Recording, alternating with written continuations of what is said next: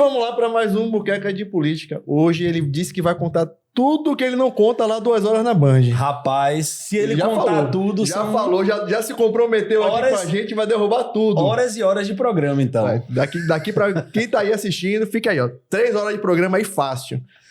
Vitor Pinto, meu amigo, seja muito bem-vindo. Ele que comanda o bastidor da política baiana. Ele que joga o xadrezinho da política baiana. Você quer saber? Vai no Twitter dele, assiste ele lá na TV, escuta ele na rádio, do jornal também. Política é conteúdo obrigatório. Quem não lê, quem não escuta Vitor Pinto, nem política sabe. Esqueça, aqui é fonte. Meu amigo, seja muito bem-vindo. Satisfação de vocês dois de terem feito o convite. Aceitei de pronto, que não é um convite, é uma convocação, né? Uma convocação. E mandar um abraço a todos também que não estão nos acompanhando, nos assistindo. Eu vou tentar aqui desmistificar, analisar algumas coisinhas. E assim, senão 2 horas da tarde eu tô na Band, né? Então, pra segurar... Dá pra sair daqui 1h30 da gravação, mas dá tempo de chegar lá. Tá tranquilo, tá tranquilo. Eu gosto da humildade, né? Vou desmistificar umas coisinhas. O cara que é um enciclopédia, né? Sabe de tudo. Bom, a gente aqui trata muito sobre comunicação, certo? É o nosso foco. Embora a política ela permeie todo o assunto, a gente sempre tá falando sobre a ótica da comunicação, que é o que a gente faz, que é o que você faz. E assim, a gente enxerga hoje um cenário de comunicação aqui na Bahia onde existem muitos questionamentos, né? Pô, mas a oposição está se posicionando bem, o governo do estado está se posicionando bem, o candidato do governo chega forte do ponto de vista da comunicação, e aí a gente tem um monte de palpite, todo mundo tem sua opinião e a depender do viés, cada um vê de um jeito. Eu quero saber, você, enquanto jornalista que está inserido, como é que você faz essa análise dessa situação às vésperas de 2026 do ponto de vista da comunicação? Olha, faltando mais de 300 dias para as eleições de 2026, eu faço a contagem regressiva. O dia que eu falei, ele contou pra mim. Ele contou, pois é. Aí o pessoal disse que quem trabalha em campanha diz que fica ansioso, começa a dar arrepio. Eu já saí de lá, já fica assim, ó. Pois é. É bem isso. Então vamos lá. Eu acho que... vamos começar pela oposição. Comparado ao que foi a eleição de 22 para o que é o desenho já dessa eleição de 26, a ACM Neto não tinha adotado uma postura comunicacional em 22 de ser um opositor.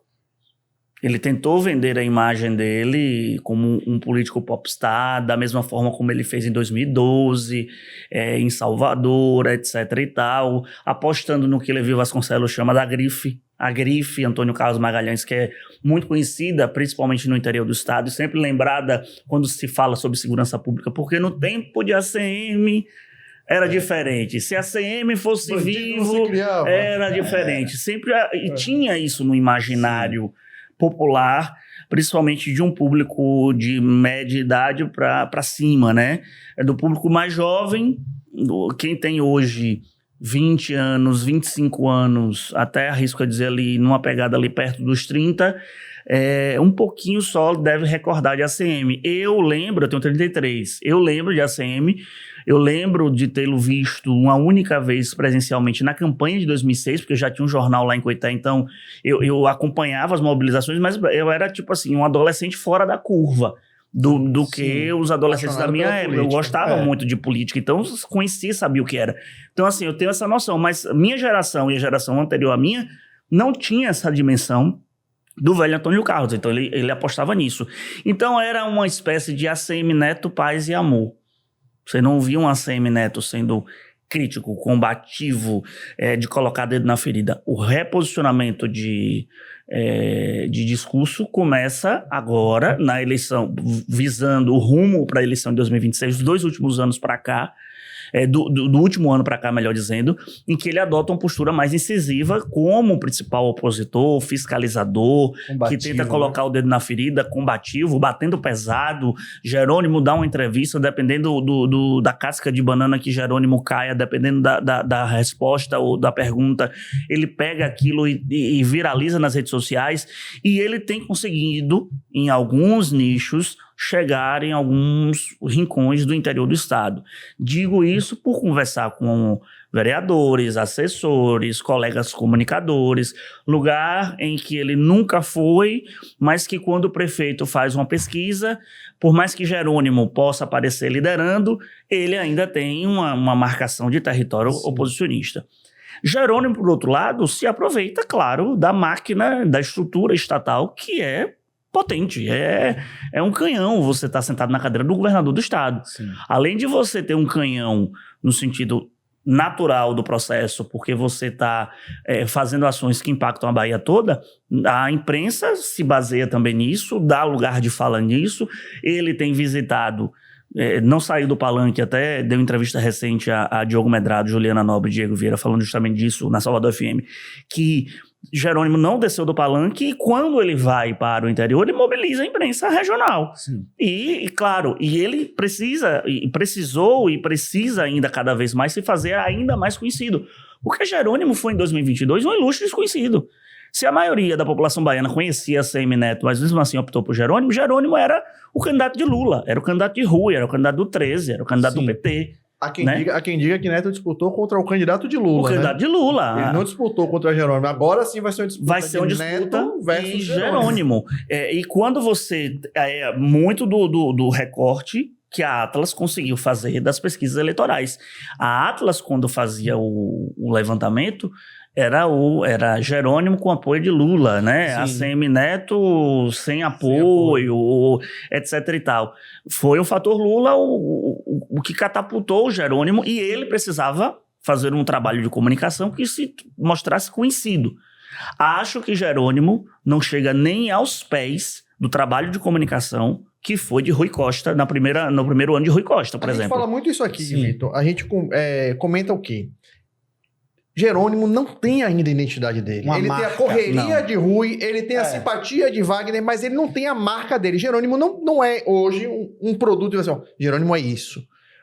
A comunicação dele não conseguiu emplacar isso. Você acha que há tempo de fazer isso nesse trechinho curto? Porque existe essa questão. O Wagner fica marcado por ser um bom articulador, um cara que dialoga com todo mundo, o cara que quebrou essa hegemonia do carlismo. Ele tem essa marca, né?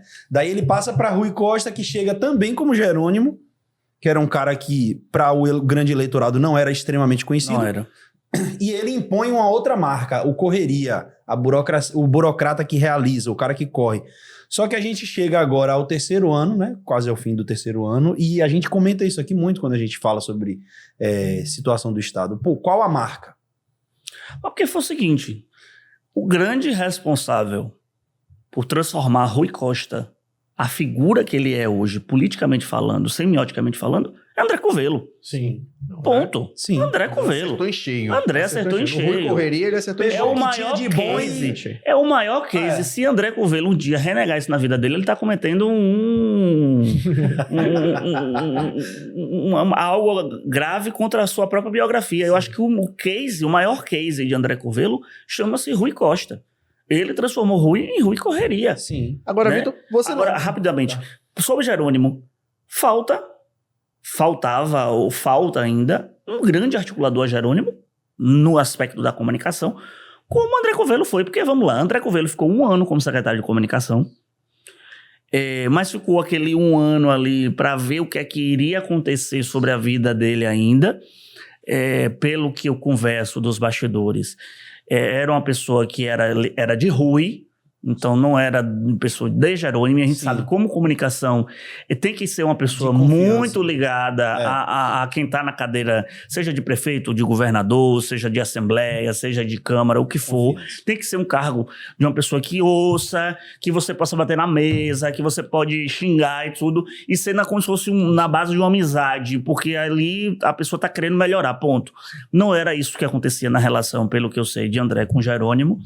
Ficamos aí um hiato de Luciano Soed como o secretário de comunicação, que fazia um bom trabalho de meio de campo com a imprensa, mas que não tinha o mesmo peso que André Covello tinha, e veio um nome de fora, que é o secretário Marcos de Flora, um desconhecido do cenário baiano, que já fez marketing, já fez campanhas, fez parte tem uma equipe, trouxe também Eduardo Bahia, que também cuida da parte de publicidade, mas que vem de uma secretaria de prefeitura, já foi secretário de comunicação e tal. Aí agora que tenta se dar uma roupagem à comunicação de Jerônimo Rodrigues. Eu não acho que dá tempo. Eu não acho que dá tempo.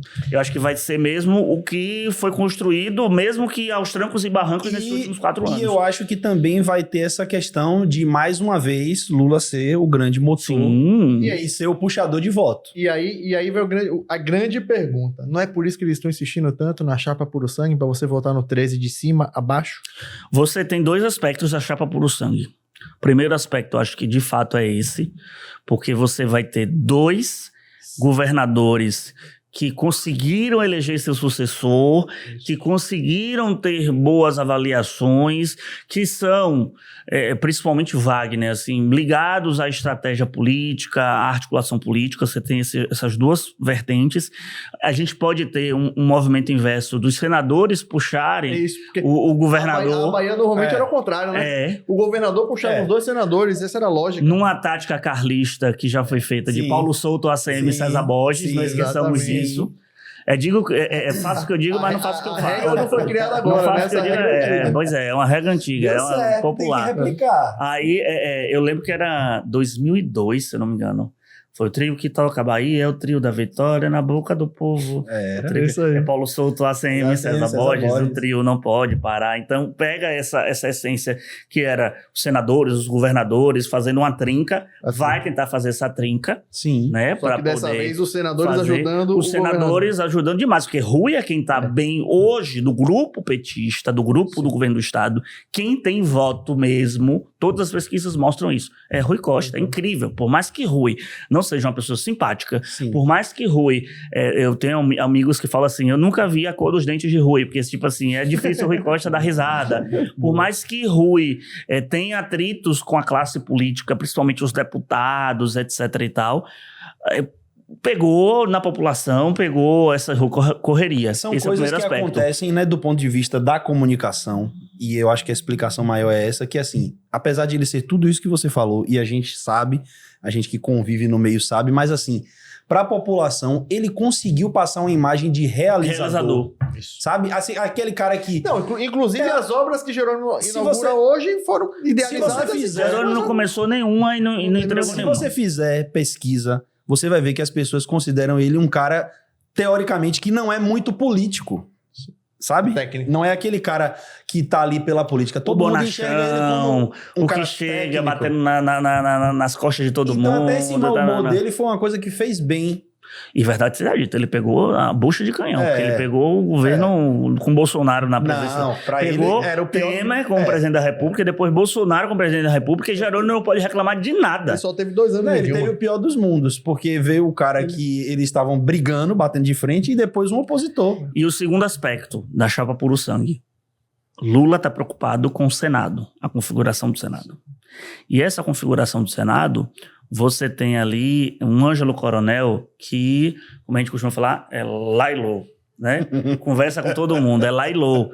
Então, a aproximação do mandato de coronel com as hostes bolsonaristas, os flertes que foram feitos, e a gente sabe disso na gestão de Bolsonaro, esse flerte impactou, vai impactar essa formação de chapa. Então, assim, Lula tá assim, entre ter um aliado que ele sabe que vai votar com ele de cabo a rabo, que vai ser um grande defensor dele no Senado, a ter como até o próprio coronel já se auto-intitulou assim, num evento que teve da Associação Comercial da Bahia, como um senador meia base. Sim.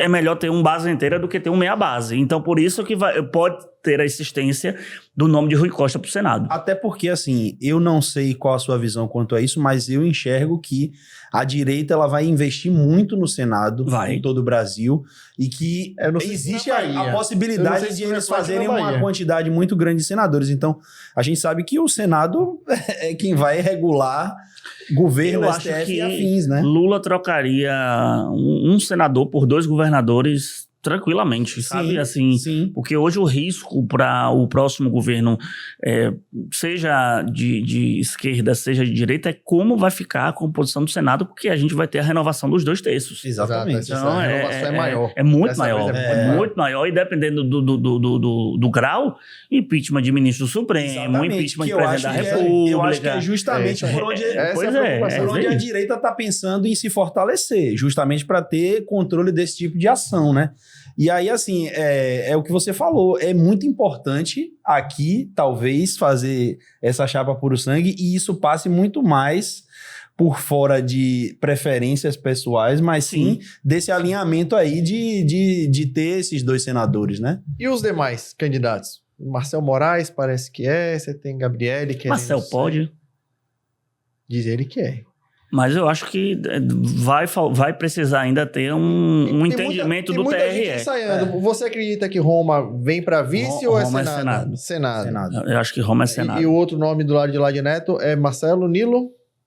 Pode ser o Marcelo Nilo, pode ser o Márcio Marinho, pode ser um Zé Rocha, pode, no fim das contas, ser um Aleluia. Não sei, pode ser um Aleluia. Porque Aleluia, esse posicionamento dele é muito mais... Aleluia já foi candidato a senador, né?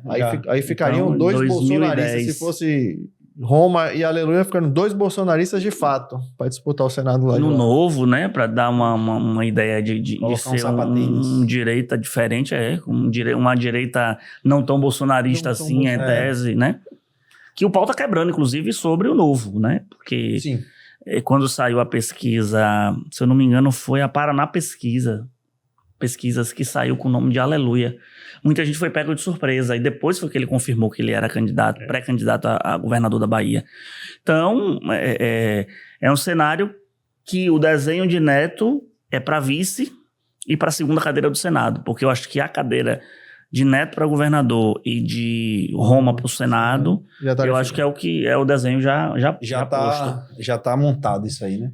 E como é que você... Essa candidatura de Neto, ela é de centro ou é de centro-direita para você? Centro-direita. Não tem como ser centro, não. Ele tentou ser o centro quando tentou emplacar o tanto faz, né? Que foi o que elegeu Raquel Lira também, então você acha governadora que de Pernambuco. Saiu do muro e... Eu acho que é centro-direita. Eu te pergunto, até você voltou aí, né, para a outra eleição dele. Cara, qual a lógica, né, de não se posicionar tendo o PDT dentro da chapa e o PDT tendo um candidato? Não, e o próprio partido dele achei também tinha Soraya. Eu achei isso a partir do dia Soraya também. Além de Soraya, vamos dizer assim, ele considera Soraya como vice-presidente, candidato a vice, né? Vamos dizer que ele considera Soraya muito doida. Ao invés de não ter nenhum. Vamos dizer que ele considera Soraya é muito doida, não vou apostar nela. Aí o cara tem Ciro Gomes, que tá ali na base, e aí de repente ele se posiciona da forma que ele se posicionou. Mas Ciro tava aquele kamikaze metralhador em Lula. Eu acho que ele não Ciro queria se indispor. Ciro, a gente não sabe como é que, se Ciro aguenta o tranco, se ele vai explodir. Você nunca sabe quando ele vai explodir. Mas vai explodir. Neto não queria se indispor com o eleitor de Lula. Sim. Tanto que a votação que ele... Se você pegar a votação de Lula e a votação que Jerônimo e Neto tiveram na Bahia, Neto teve muito voto casado com Lula. Sim. Isso, na minha opinião, se deve ao não ter se posicionado, não ter abraçado nenhuma candidatura. Se ele abraça Bolsonaro, ele não tinha o voto do eleitor de Lula, de jeito nenhum. Eu acho que a tática partiu disso daí, né? Tentar fazer o Lula Neto, como já aconteceu, por exemplo, com Aécio, em Minas Gerais, por exemplo, né? Já teve essa tática lá atrás que deu certo em Minas, de ter uma eleição do governo de um lado, mas que o PSDB tinha o voto casado com o de Lula em Minas Gerais, né? Sim. Então, eu acho que tentou fazer isso. É isso. Eu acho que o grande erro foi justamente não ele ter deixado isso em aberto, né? Porque é óbvio que favoreceu. Mas se ele tivesse um candidato para não tomar aquela pancada de você estar em cima do muro e até ser jogado para o colo do bolsonarismo, eu acho que aí foi o grande problema. Eu acho que ser jogado no colo do bolsonarismo foi até mais complicado do que talvez ele escolher o Soraya ou Ciro, porque eram candidatos que não tinham um teto muito alto, né? Mas era, na minha opinião, em termos de comunicação, era para ele ter assumido de fato o tanto faz. Desde o início da campanha. Até o tanto faz ele não assumiu. Ele só assumiu o tanto faz quando tentou ir para o segundo turno. Que aí mostrou, eu governei Salvador quando Dilma era presidente. Eu governei Salvador quando Temer era presidente. Sim. Governei Salvador quando Bolsonaro era presidente. E... Pra mim, tanto faz. Assim, tentou emplacar isso daí, de fato. Mas já era tarde. Mas já era tarde demais, ele já tava morto. Essa coisa de esperar demais, né? Que acontece... É o que a gente fala o tempo todo. Há um ano da eleição. Tem coisas que você já não constrói mais em um ano. Que aí tem outra coisa que foi crise, né? Do ponto de vista de comunicação, que foi a questão do Pardo.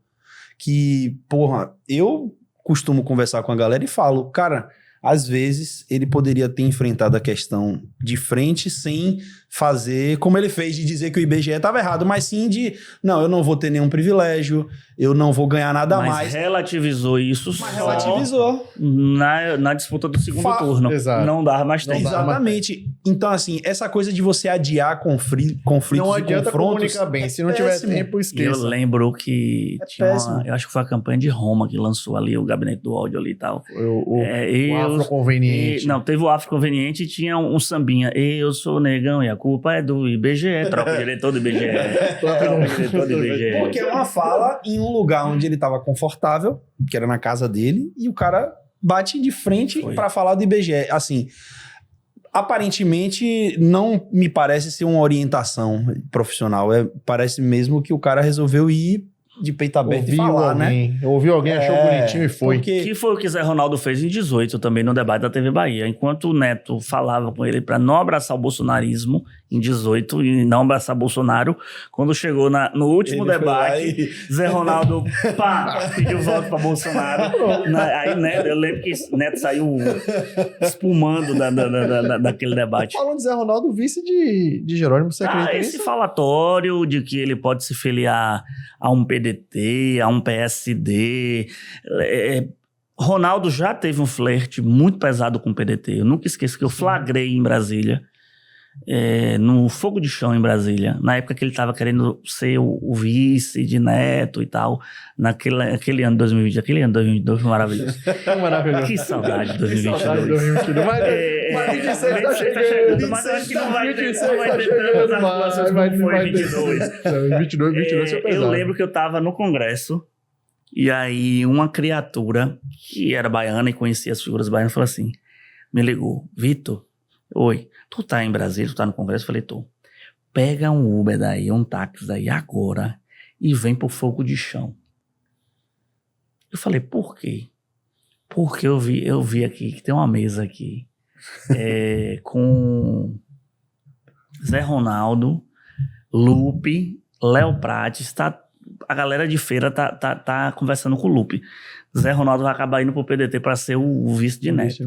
Aí coincidiu, na época Marcelo Nilo ainda era deputado federal, me ligou, tô sabendo que você tá aqui, vamos almoçar? Eu falei, vamos, onde? Fogo de chão. Tudo de chão. tudo conspirou. Fogo de chão. Cara, por acaso você escolheu o fogo de Rapaz, chão. quando eu cheguei no fogo de chão, aquelas mesas redondas, quando eu bato, eu já cheguei logo com o celular assim, que momento maravilhoso, vamos registrar esse momento aqui. Filha da Zé mãe. Ronaldo, ele queria se enterrar. Filho da mãe. Se enterrar. Aí eu compartilhei no Twitter, pronto. Aí Feira de Santana viralizou. Aí aqui também o pessoal começou, que ele tava tentando articular. Pronto, aí tinha essa conversa. Acabou a novela toda, não foi o vice. Teve aquele evento depois em Feira de Santana, que é o Fica Zé Ronaldo, né? Volta Zé Ronaldo. Teve aquela coisa toda e tal. E aí agora, eu acho que Zé Ronaldo tá pirraçando o Neto, tá assim, devolvendo a pirraça na mesma moeda. 2018. De Chegou a hora, encontrar né? Jerônimo. De 18 ter colocado ele candidato, a de 22 não ter colocado ele vice. Chegou a hora. Chegou a volta. Ele tem um combo aí. Ao mesmo tempo que ele tá pirraçando o Neto, ele tá pirraçando Zé Neto, né? Então, Exato. assim, é uma Aí, pirraça. É isso. Só né? ele fica de boa. É nessa uma coisa coisa que pra ele é boa de todos os aspectos. Mas, assim, eu acho que quando a onça for beber água, ele fica com o Neto. Porque eu não acho que ele vai...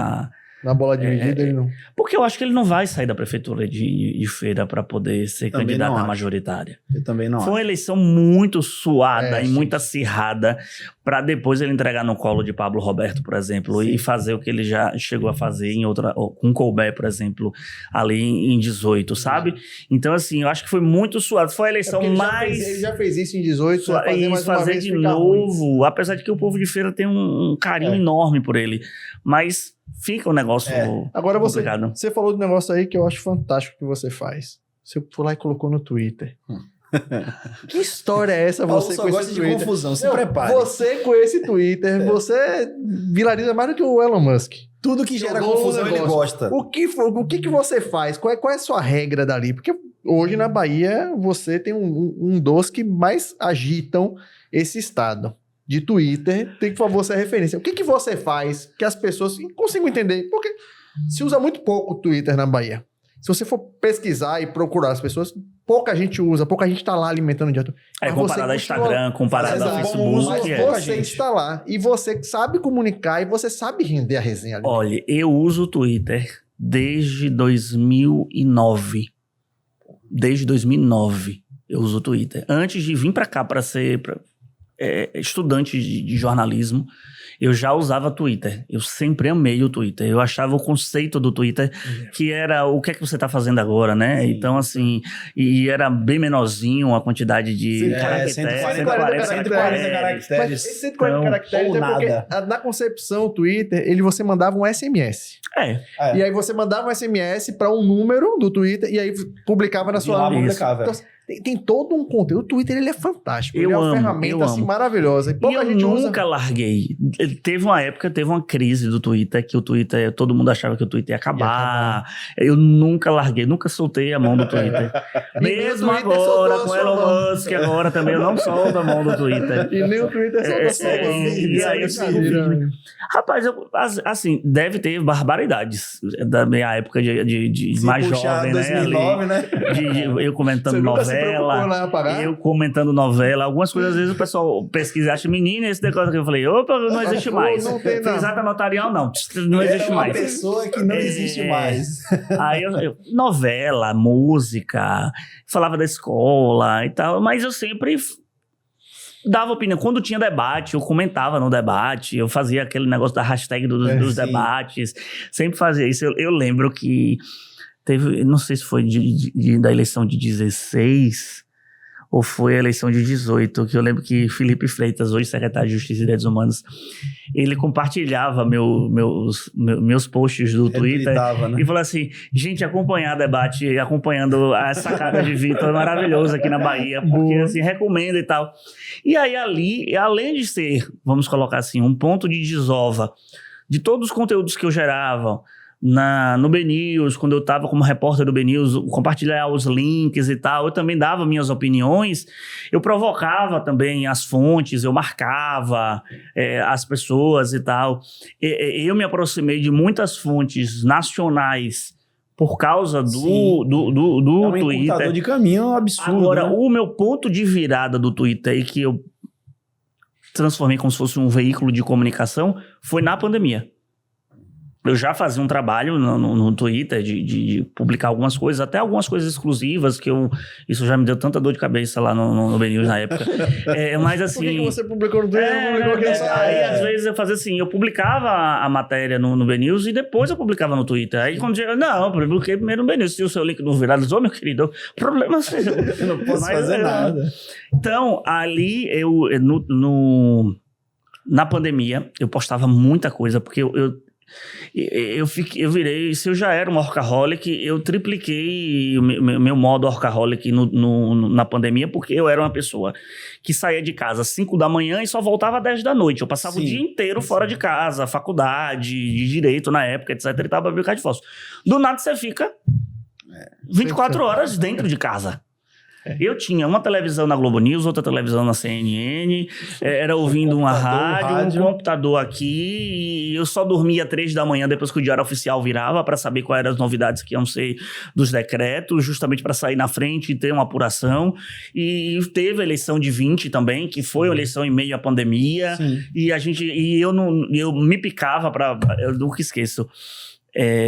Porque eu sempre fui muito conhecido entre os colegas de estar muito presente nos eventos, de ir para os eventos, de acompanhar. E em ano de eleição, mais ainda, eu vou em todas as convenções, eu vou em todas as coletivas relacionadas à eleição, eu sou tarado por eleição. E em 20 você tinha as restrições, você não podia ir às convenções. Uma porra.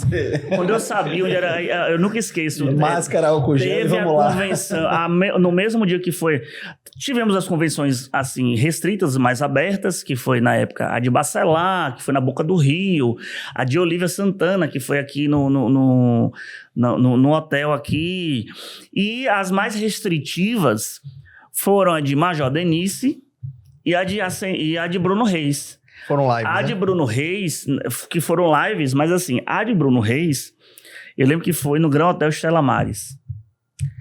Eu não contei história, eu me piquei pra Estela Maris e fiquei na porta. Não pode acessar o estúdio, tudo bem, mas eu vou ficar aqui na porta. Quando as fontes saírem, eu converso com as fontes.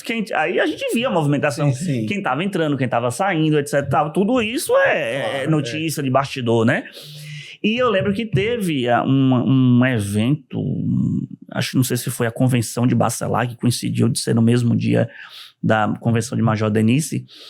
E eu lembro que eu descobri que a convenção de Major Denise ia ser numa laje em Cosme de Farias. Meu amigo, eu não contei história, eu me piquei pra Cosme de Farias. Lá vai ele descobrir a laje. Ele queria descobrir a laje. Eu me piquei pra Cosme de Farias. Onde tivesse uma laje brilhando, era lá. Aí eu... não, é ali na principal, bar tal, padaria tal. Aí eu fui catando, tarará.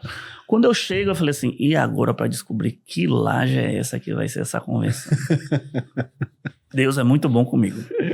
Quando eu chego, quem destampa saindo no carro do fundo? Fabíola Mansur. Porque Fabíola Mansur era vice de Major Denise. Fabíola, e aí, como é que tá? Tudo bom, Vitinho? Eu tenho que correr por causa da... Bora que eu tô indo também. Bora! Me Bora leve, que eu tô indo vai também. Me leve. Rapaz, quando eu cheguei lá, todo mundo assim... Eu falei, eu não vou sair. Só não, você chegou... Se vocês com a quiserem vice, tirar. Pô, Fabíola foi subindo, ela foi E você subindo junto. Depois eu já tava na laje.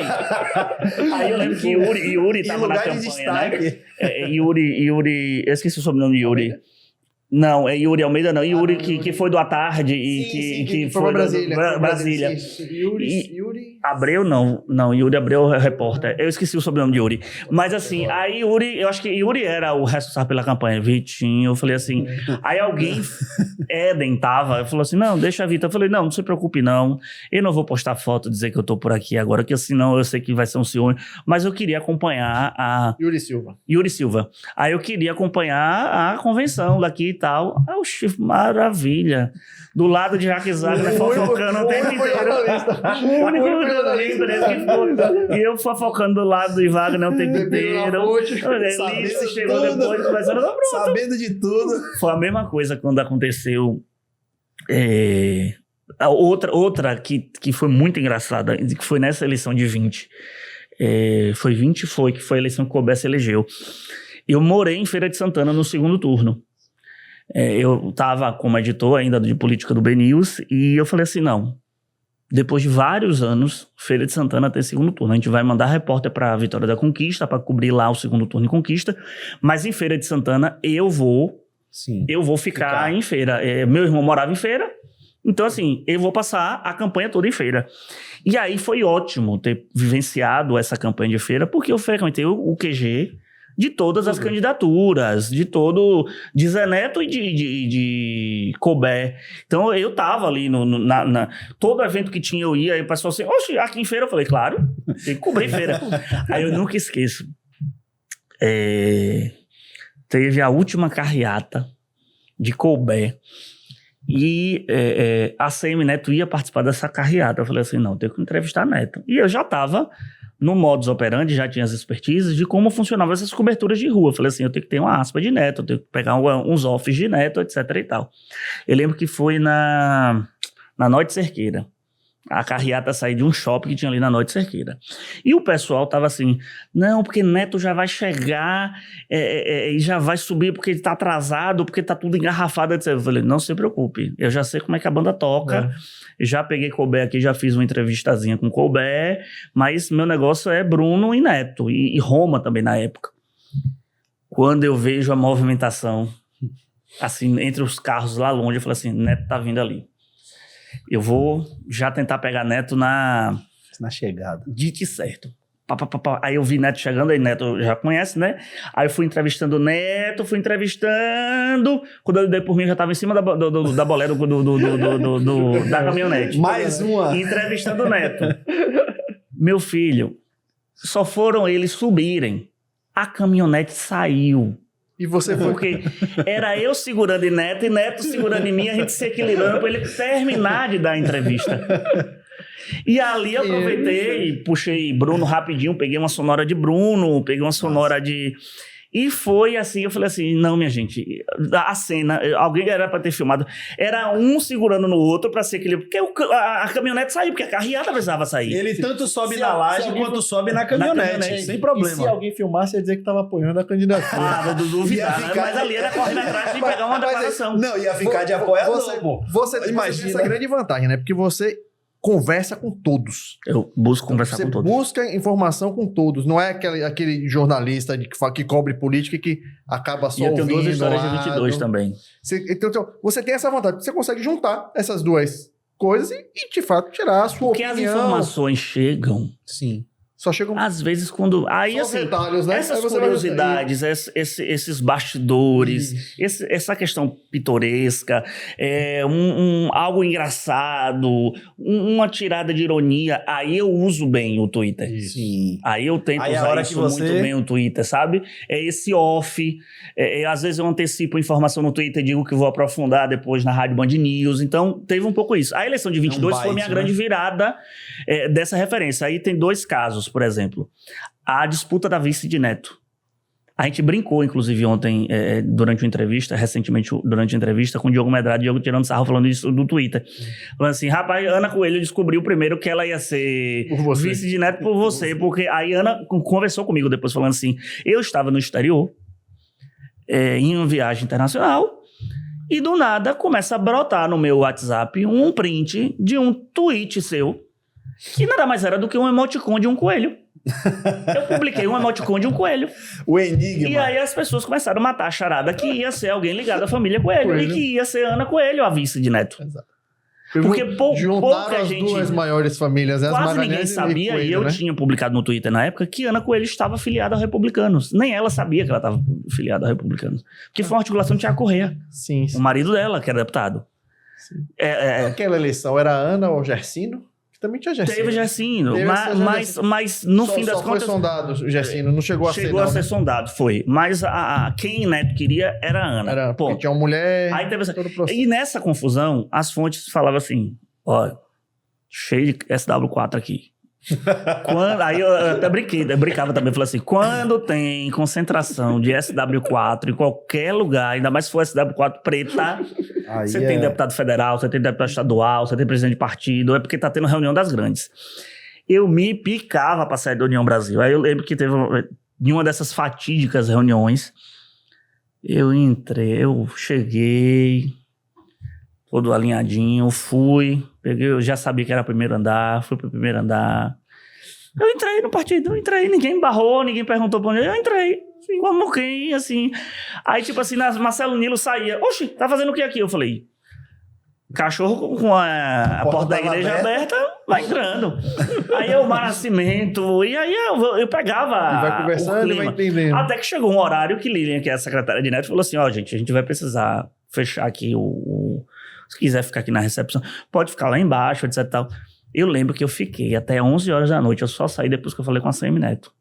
Aí depois chegou Cintia Kelly, depois chegou o Rodrigo Daniel. Eu fazia plantões Sim. na porta do União Brasil, acho que 3, 4 dias seguidos, para tentar arrancar essa informação de como é que estava a movimentação e esse bastidor da construção da chapa de Neto. Ponto. Outro fato bastante engraçado, estava naquela discussão se João Leão assumia ou não o governo do Estado. Isso. Porque Rui estava para renunciar para ser o candidato a senador. E dizem que era o combinado. Né? Era o combinado, diziam que era o combinado. combinado e que não foi era para cumprido. João Leão encerrar a vida política dele como governador do estado da Bahia, aqueles 9 meses, pererê. Tava naquela conjuntura de que Otto ia ser o candidato, Leão ia ser o governador da Bahia, Rui ia ser o candidato a senador.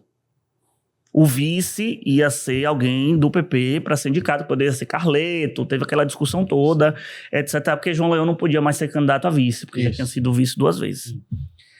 E tava aquele estique e puxa. Onde tinha evento que eu sabia que ia ter uma desses figurões, eu me picava.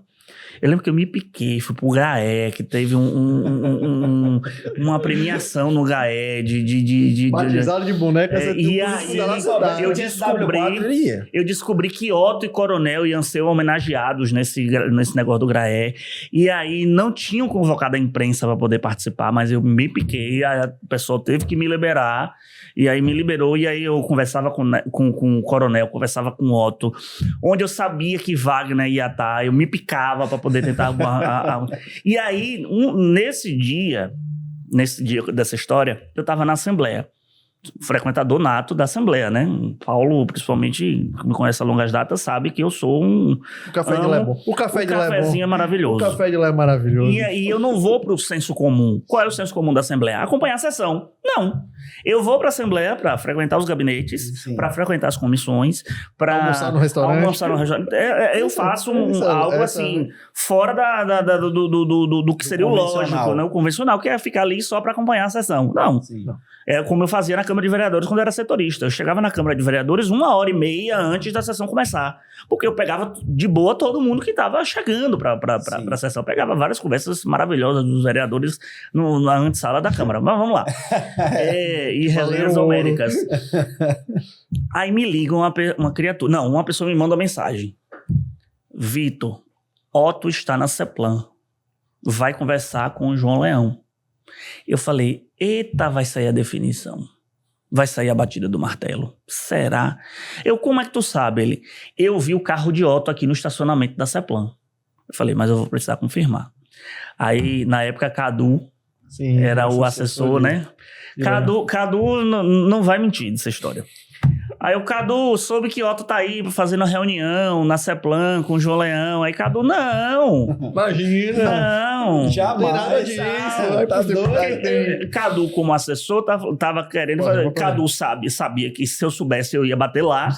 E aí ele, como assessor, também não queria se indispor com os demais colegas jornalistas, porque ia dizer assim, não, deu preferência a Vitor, exclusivo. Não foi. Eu entrei num gabinete da Assembleia e falei assim, vou ligar pra CEPLAN. De um gabinete. Vou ligar pra CEPLAN de um gabinete. Porque é 3115. E vou fingir que eu sou um assessor aqui da... Filha da mãe. Aí eu liguei, peguei o telefone da... Filho da mãe. Peguei o telefone da CEPLAN e liguei. Tudo bom? Não, tô aqui ligando da Assembleia Legislativa. Não disse qual era o gabinete da deputada. Porque a gente ficou de... Doutor Otto ficou de aparecer aqui para uma reunião, etc e tal. Disseram que ele estava aí na CEPLAN. Ele tá aí ainda? Tá, meu filho. Chegou, tá em reunião com o secretário João Leão. Chão. Peguei um Uber. Não, eu tava de carro. Lá foi assim... Need for Speed naquelas avenidas do CAB. Stock Car. Passo só você na Stock Car, né? Stock Car. Aí eu entrei, sentei na poltroninha que tinha ali na recepção da CEPLAN, que fica no primeiro andar da sala. Só fiz assim. Bora, ele sai. Tirei uma foto, mandei pra Cadu. Tô aqui. Como é que aí a Cadu desce. Eu falei, não, tá tendo reunião. E ainda mais, eu soube que o coronel tá em cima também. Só sai daqui depois que conversar com ele. Se tiver, que eu já vi onde é que tá o carro de Otto, eu já vi onde é que tá o carro de coronel. Se eles não saírem por aqui, eles vão sair por outro lugar, mas quando eles forem pro carro, dá tempo eu ir pro carro. Cercou. Aí, pronto, foi uma confusão. E eu no Twitter, da reunião. E aí, desce coronel com Cacaleão pra poder... Aí eu gravo com um, gravo com outro, espero o Otto, converso com o Otto também. Todo mundo na maior cara de pau. Não. Pelo que eu sei, aquela reunião foi para dizer ao João Leão que Otto não seria candidato. Sim, foi o Otto que... Eu acho que tentaram fazer um acordo, porque o receio era se João Leão sentasse na cadeira, quem garantiria que o João Leão não fosse candidato à reeleição? Sim. Porque Ciro Nogueira era o todo-poderoso do governo Bolsonaro e poderia dar garantias. Tinha uma projeção muito boa. Uma projeção muito boa. Era líder do PP. Líder do PP. Inclusive, encontrei com você lá. Sim, na liderança do PP. Encontrei você lá em Brasília. Diversas vezes. Então, assim, aí são essas histórias. E eu busco a notícia dessa forma. Às vezes a notícia vem até a mim. Inclusive, essa liderança do PP ficava lá tomando um cafezinho aqui, só ouvindo um aqui. Aí o deputado falou, e ele virava aqui, bora, rapaz. E aí saía cada notícia, cada informação maravilhosa. A conversa ela foi desenrolando e você passou 2020 para 2022. Mas aí eu queria retornar a 2020, porque assim, eu acho que 2020 foi, sem dúvidas, marcante, não só pela questão pandemia, mas assim, por tudo que se desenrolou, né, por conta da pandemia. E assim, eu acredito que foi um grande catalisador para esse movimento. Ai, lembrei de uma história de 22. Peraí, rapidinho. Vale. Essa história foi... Vale, mas eu tenho que fazer essa pergunta. Sim, lembrei de uma história aqui agora de 22. Eu fui para Brasília. Eu tava com a passagem comprada para Brasília em 22. E aí eu falei assim, poxa, foi aquela passagem comprada assim, a mais barata que tinha. Sim. Não vai ser uma semana boa, vai ser uma semana que vai estar todo mundo na confusão aqui, etc e tal. Meu filho, eu fui para Brasília no dia em que Wagner deu a entrevista à Rádio Metrópole falando sobre a chapa. Sim, tive. Todo mundo desceu para Brasília naquela semana. Você já estava lá. O PP desceu para Brasília, Neto foi para Brasília, os petistas foram... Estava todo mundo em Brasília. E depois da confusão, e eu consegui conversar com o Joleão, com o Jabes, com o Kaká, com o Bruno, aquela confusão toda, etc e tal. Tu tá fazendo o que em Brasília? Eu falei, vim atrás de informação, etc e tal. Só que o fio da questão era, ninguém tinha falado com o Wagner depois da confusão inteira. Sim. Que ele tinha lançado o Jerônimo, candidato a governador. Soltou a bomba na Metrópole. Ele soltou a bomba e depois se picou para Brasília. Eu nunca esqueço isso. Estava no dia seguinte, acho que foi na quarta ou foi na terça-feira. Acho que foi na terça. Comissão de Meio Ambiente. Wagner era o presidente da comissão na época. Ele tem que estar lá. Eu entrando pelo anexo 3, acho que era o anexo 3 ou era o anexo 2 do Senado, numa das portarias principais, que eu acompanhava pelo YouTube, né? A TV Senado, para saber. Wagner tava presidindo a comissão. Eu falei assim, vou falar com o Wagner, tenho que falar com o Wagner. Meu amigo, no meio do caminho, a sola do meu sapato soltou. E tem uma foto. O jacaré.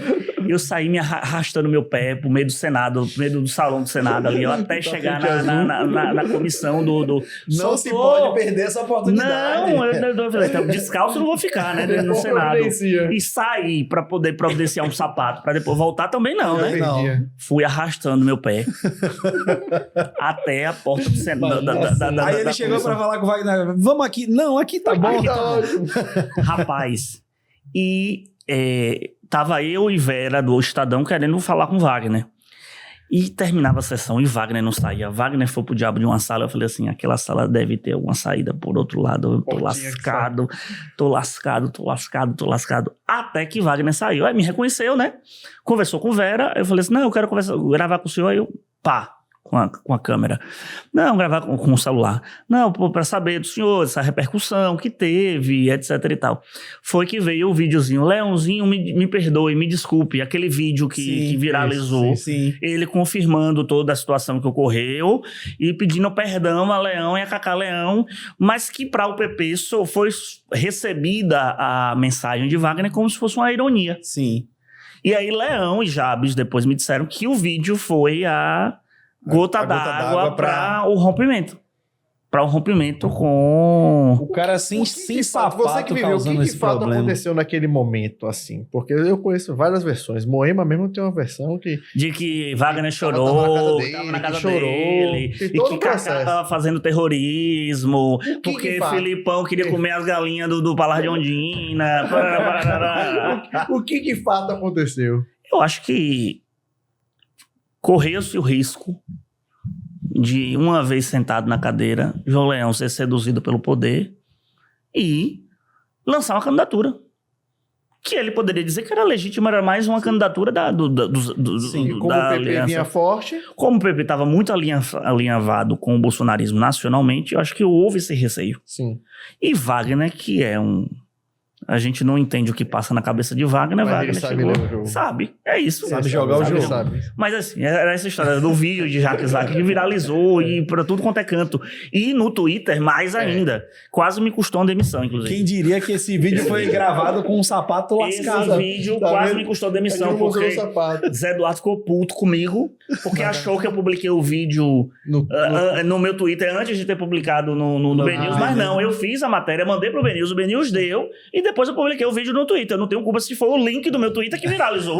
Mas aí tinha que dar o auxílio sapato pra você naquele depois momento. Isso sim. Tinha que dar um sapato novo. Depois, meu filho, eu você tive que me piquei. Aí comprei um super bonde pra poder colar a porra da sola do sapato. Eu pensei que ele disse que tinha comprado outro sapato. Não, O problema, outro sapato em Brasília Mas é aí um bom essa- sapato em essa Brasília, Em mas Brasília é só uma facada. E eu, assim, eu sou uma pessoa que quando chega numa coletiva, eu não me importo, não. Eu me jogo no chão, eu fico sentado no chão. A coletiva tá acontecendo, eu tô aqui com minha câmerazinha aqui, ó, sentado no chão, jogado no chão, eu deito no chão pra poder... Melhor Não, ângulo. pra pegar o ângulo, ou fazer minha pergunta também. Então, foi sensacional. Mas voltando a 2020. Voltando a 2020, a minha pergunta é o seguinte. A gente sabe que a pandemia foi um grande catalisador para questões de comunicação política, né? Existe a eleição antes da pandemia, existe a eleição pós-pandemia, isso é fato. Muitas coisas elas foram aceleradas, a questão virtual ela tomou o corpo de forma muito, muito rápida e muito grande. E assim, hoje a gente não consegue mais dissociar a política do ringue das redes sociais, da vida virtual, né? Na verdade, virou o principal palco. E você é um cara que contou que lá atrás você já fazia uso do Twitter e tal. Como é que você enxergou essa evolução, em primeiro lugar, né? Como é que você passou por ela, como você foi se transformando, se reinventando. E em segundo lugar, que é uma coisa que a gente comenta muito aqui, a gente vê muita gafe, muito mau uso, e eu acho que, de certa forma, pesou um pouco para uma comunicação mais fluida, o fato de cada um agora ter virado um produtor de conteúdo, né? Cada político. Então, como você passou por esse processo e como você lida com isso para você continuar sendo esse motor de comunicação que você é? Porque não é fácil, num mundo onde cada um virou um criador de conteúdo, você ainda conseguir fazer o que você faz. Eu acho que, primeiro, nós jornalistas conseguimos ter acesso a informações privilegiadas que, dependendo do produtor de conteúdo, ele não vai ter acesso. Então, é muito da originalidade, da exclusividade da informação que você tem. Eu conversava muito com o Luiz Fernando Lima, que é hoje o diretor de comunicação, o chefe da comunicação da Assembleia. A gente falava muito sobre isso, falava assim, que o nosso diferencial é a análise, é ter o olhar que o senso comum não vai ter esse olhar. Sim. Hoje, se você botar um IA para poder acompanhar uma sessão da Câmara ou da Assembleia, essa IA, mesmo acompanhando a transmissão no YouTube ou no rádio ou na gravação, ela vai lhe dar o que aconteceu na sessão. Sim. O que qualquer pessoa Um resumo. faz um resumo do que aconteceu. A votação de um projeto, da PEC, de não sei o que lá. O placar foi esse, o placar foi esse. Essa informação todo mundo tem. O debate ali do púlpito, todo mundo tem. O acesso é tranquilo. Mas o que é que está por trás? No off. O que é que foi? Para chegar ao ponto que chegou, o que é que está por trás daquela fala, nas entrelinhas daquela fala daquele deputado? O que a ausência de determinados deputados de determinados partidos causa? Sim. O que a ausência dela causa O porquê nessa dessa votação? ausência, né? O porquê dessa ausência? Isso nunca vai substituir o tutano de quem é o produtor de conteúdo. Eu acho que a originalidade, a exclusividade, a análise, eu acho que é o diferencial para você. Você não acha que o jornalismo, me desculpem os colegas mais novos, tá faltando isso? Tá faltando. Essa turma nova que tá Hoje chegando você já tem não tá vindo muito com essa Aí o comunidade pessoal de fala, cobrir de fato somente Vitor, o fato você- que não pensa, não faz isso. Às vezes eu escuto dos colegas, falam assim, você era uma pessoa que tinha um aniversário de boneca, você tava. Tinha qualquer situação, você tava junto. Hoje você não foi mais, você não vai mais, só se o evento for, dependendo do evento, eu falei assim, porque hoje, me perdoem, eu vou olhar na câmera aqui como uma pessoa de TV, me perdoem meus colegas, mas hoje existem muitos, o que Luiz Fernando alcunhou de chupa-cérebro. Porque você faz a pergunta muito bem elaborada, aquela repercussão que você queria ter, e você faz no meio de uma coletiva. Todo mundo vai publicar a Todo tua mundo resposta. vai publicar a resposta que você suou para conseguir ter uma Exato. resposta. Tudo bem, coletivo é isso. Mas assim, o meu ponto hoje é bastidor, é off. O que eu tento trabalhar e tento sair na frente é o off. Você chegou numa situação que as pessoas já lhe procuram pra lhe entregar. Procura. E assim, seu WhatsApp deve ser... No meio de tantas pessoas que fazem o comum, como a gente fala, né? E que noticiam o que tá lá para qualquer um ver, só são apenas um veículo, é muito difícil se destacar se você não estiver fazendo justamente o que você tá falando. O off, a análise, isso. né? É o diferencial, porque assim, aí eu vou lá, faço uma pergunta cabeçuda, que aí quem tá ali, às vezes tem sites que não investem mais em contratação de repórter, manda um estagiário que não tem... E não tô culpando o estagiário, não. Eu acho que, de fato, eu fui estagiário, eu fui neófito, e você só acaba tendo a experiência se você for. Mas só que assim, eu ia... Mas eu pensava na pauta, eu pensava na pergunta. Eu não ia só para perguntar sobre a pauta, eu ia para perguntar uma repercussão. Isso. Você estudava o assunto antes, etc e tal, para poder, se você chegar lá também, não passar vergonha e tal. Mas tem gente que fica calado a coletiva só inteira. Gravando. E detalhe, não é nem gravando no gravador do celular, é já aqui na conversa do WhatsApp. Com o áudio mandando. Terminou, a resposta já mandou. Quando você já manda, você já mandou pro boot, você já tem a resposta decupada. Você lançou primeiro do que eu, por exemplo, que era o principal interessado naquela pergunta. E que fez a pergunta, que pensou a pergunta. E que pensou na pergunta. Entendeu? É complicado. Aí, às vezes, eu me reservo mais a tentar uma exclusiva. Sim. Aí, no evento, ficar no bastidor. Quando eu consigo ter o espaço reservado com a fonte, eu vou... conversar com a fonte. Claro que eu pego também, quando eu vou para o evento, o geral, porque vai que no geral também tem uma aspa forte, uma declaração boa. Sim. Mas eu tenho evitado as coletivas gerais, porque meu mote é bastidor, meu mote é off, e às vezes nem sempre eu vou arrancar isso na coletiva. Eu vou arrancar na ligação, eu vou arrancar no café. Reservado. É quando eu vou levar a fonte lá para dar uma entrevista na Band. É o que acontece o antes e o depois. É uma fala que é soltada ali no intervalo, de maneira despretensiosa, entendeu? É um pouco disso. Eu acho que, assim, uma coisa que também a gente aborda muito aqui, a gente já falou com alguns dos responsáveis por jornalismo de prefeitura e etc., que também vale a pena a gente puxar com ele aqui, é o seguinte, existe uma parte da classe política hoje que tem um pouco dessa aversão, né, à imprensa comum, né? A gente viu isso crescer muito em 2018, né, essa questão dessa aversão. Só que eu acho, e isso é uma impressão minha, não sei como você enxerga, que aos poucos eles estão vendo que o caminho só da rede social e só da própria fala, ele está cansando um pouco, saturando. Você consegue sentir um movimento de até essas pessoas que eram mais... não falo com a imprensa porque a imprensa distorce, eu não falo com o fulano porque fulano... Você sente um fluxo contra dessas pessoas assim, tipo, porra... sozinho não vai dar. Você consegue ver isso? Não, assim, no meu caso, eu nunca tive esse... Não você. Eu digo a imprensa geral. Porque, por exemplo, eu já ouvi, inclusive, da senadora Damares, que ela disse que não gostava de falar para muita gente na imprensa, porque o pessoal colocava aspas que queria. O que ela faz? Que ela usou como estratégia. Jornalista ela falou assim, jornalista é fácil de lidar. É só você sentar com um exclusivo e falar assim, ó, eu tenho uma pauta em off aqui para você, vou lhe falar com exclusividade. Aí ela fala o que quer e vai ter publicado o que quer. Quando ela tem aquela coletiva, um bocado de jornalista... Quando é coletiva, você não controla. Porque você não tem o controle e a pessoa acaba induzindo você, aí pega aqueles 30 segundinhos e bota a matéria do jeito que quiser. Então, assim, até os políticos já estão sacando isso. Assim, e principalmente do PL, da direita que tinha essa versão, sim. Não gostava. Por exemplo, alguns aqui da Bahia... que antes não diziam que não pisavam os pés em rádio, que hoje já, tá mudando, já dão entrevistas, Eu acho isso interessante porque, assim, era um movimento como que fosse para excluir o jornalista, demonizar a imprensa. Só que, cara, é muito difícil. Não tem como você porque chega um momento que, porra, a rede social ela vai saturar um pouco para aquele cara que não é um seguidor real, o jornalismo é uma instituição muito forte. É aquilo, uma vez, quando eu ganhei o prêmio Jânio Lopo da Câmara de Vereador de Salvador, eu fiz questão de fazer um discurso justamente nesse período que a imprensa era atacada, etc e tal. Eu falei assim, deixa eu dizer uma coisa para vocês. Quantos anos existe a instituição jornalismo? E quanto tempo dura o mandato de um político? Mandatos passam, o jornalismo continua. A instituição do jornalismo permanece. Então, assim, e quando você fala para rede social, em tese, você está falando para sua bolha, você está pregando para convertido. Pois Quem pode furar sua bolha é o meio de comunicação. É tipo assim, você...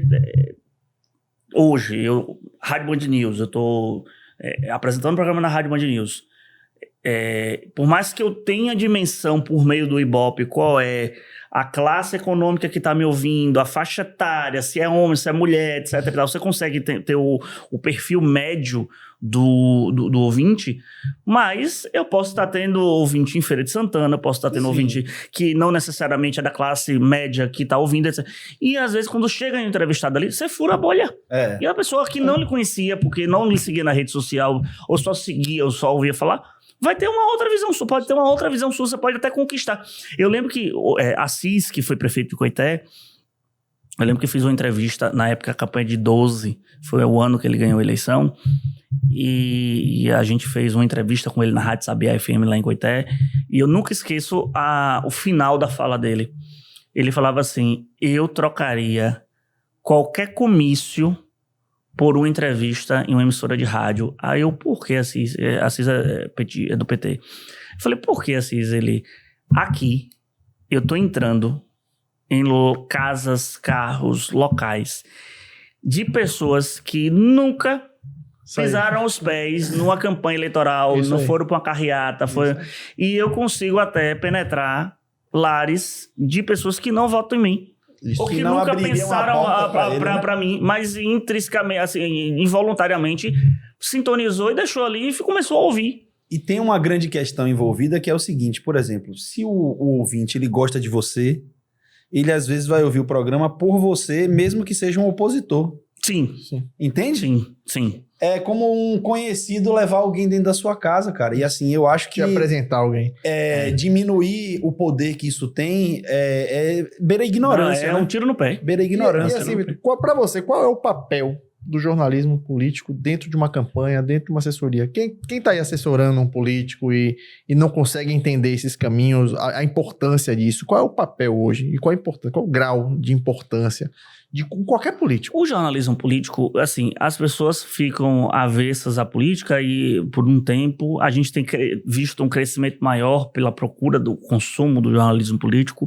Antes ficava muito restrito a assessores, aos próprios políticos, a quem é do mercado econômico, a empresário. Hoje eu acho que o cidadão comum, ele tem se interessado por política, tem procurado saber quem são os atores. Hoje você tem discussão de quem é sobre os ministros do Supremo Tribunal Federal, que a gente não via isso há 8 anos, há 10 anos. Você não esqueça, não existia, né? Não conhecia nem a metade. César Beluso, né? Assim, Beluso, você falar sobre Ellen Grace, que foi a primeira ministra a assumir o STF, você começou a ter uma visibilidade ali com Joaquim Barbosa, por causa do Mensalão. Aí eu acho que foi uma grande virada e tal, mas hoje a população fala de Xandão, de Alexandre de Moraes, né? Assim, mesmo que seja em tom de brincadeira, mas fala. Questiona a decisão do ministro. Então, as pessoas procuram saber dessas informações hoje em dia.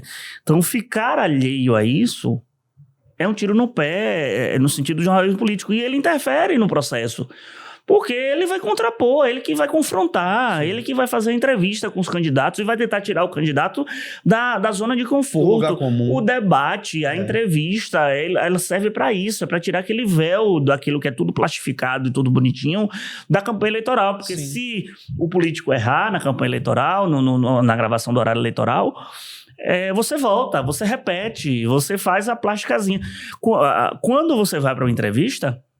dependendo da pergunta que for feita ou da forma como o candidato responda, acabou a campanha eleitoral do cara. Cai o véu. Acabou. A campanha de Ciro Gomes aqui com o Mário Kertz. Com o Mário Kertz, quando teve aquela, na entrevista na Metrópole, que ele picou o pau em um estudante da UFBA, e aquilo dali... Acabou.